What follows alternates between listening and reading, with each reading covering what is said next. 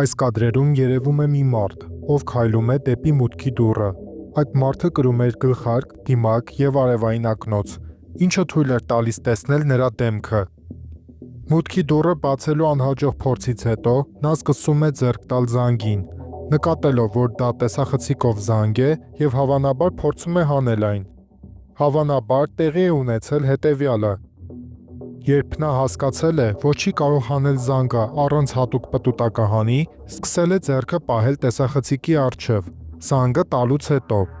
Տանտերն ասել է, որ դա տեղի է ունեցել գիշերվա ժամը 2-ին, և երբ նա լսել է զանգի ձայնն ու հեռախոսի ծանուցումը, անմիջապես ստուգել է հեռախոսը, տեսնելու համար, թե ով է դռան մոտ, և տեսել է հենց այն, ինչ դուք եք տեսնում հիմա։ Այնուհետև տղամարդն անցնում է դռան մոտից դեպի դռան կողմնային հատվածը,